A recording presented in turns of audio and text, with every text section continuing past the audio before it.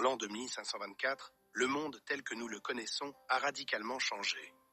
Les avancées technologiques ont permis la création de simulations si réalistes qu'une partie de l'humanité y vit sans même soupçonner qu'elles sont déconnectées de la réalité.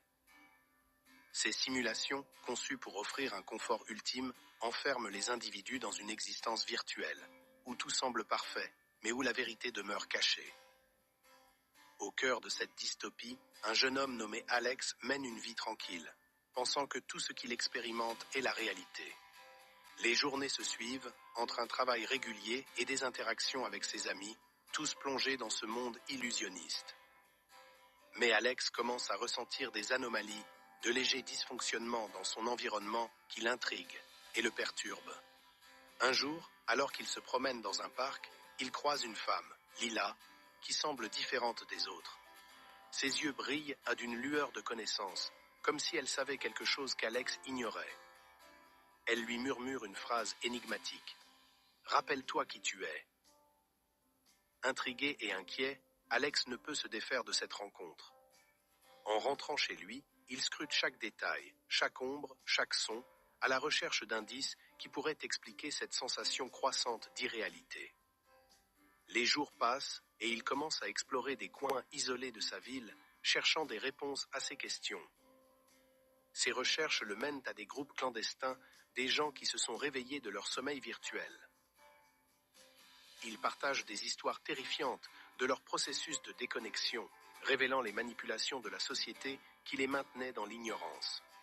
Au sein de ce groupe, Alex rencontre un homme, Marcus, qui a réussi à détruire son capteur de réalité, un dispositif implanté à la naissance qui permet aux humains de vivre dans cette simulation.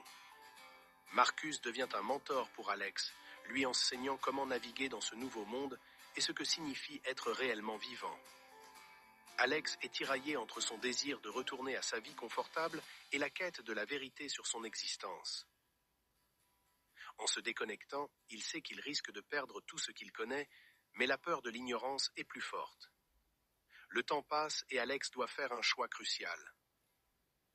Il entreprend le processus de déconnexion, un acte symbolique et dangereux, se préparant à affronter la réalité, quelle qu'elle soit. Le jour de son débranchement est empreint de suspense. Les scènes se succèdent, montrant son cœur battant la chamade alors qu'il retire le capteur. Tout devient flou, des flashs de lumière l'aveuglent et il perd connaissance. Quand il reprend ses esprits, il est dans un endroit dévasté, un monde réel en ruine, où la nature a repris ses droits sur les vestiges d'une civilisation technologique.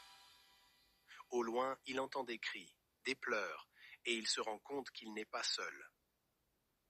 Autour de lui, d'autres âmes errent, toutes se battant pour leur survie dans un environnement hostile.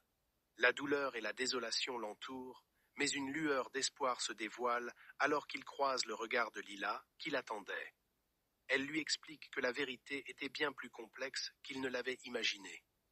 La simulation avait un but, préserver l'humanité d'elle-même, de ses conflits et de sa destruction. Mais maintenant, ils sont tous confrontés à la tâche de reconstruire et de redéfinir ce que signifie être humain. Alors qu'Alex commence à s'adapter à cette nouvelle réalité, il comprend l'importance de la connexion humaine, du partage des connaissances et des émotions. Il réalise que même dans la souffrance, il y a de la beauté, et que la vie, avec ses défis, vaut la peine d'être vécue. Avec Lila et les autres, il se lance dans une quête pour bâtir un nouveau monde, fondé sur des valeurs d'authenticité et d'engagement. Ils se promettent de ne jamais laisser l'humanité tomber dans l'apathie et l'illusion à nouveau. Le film se termine sur une note d'espoir, montrant Alex et Lila observant un lever de soleil sur cette terre dévastée, mais pleine de potentiel et de promesses.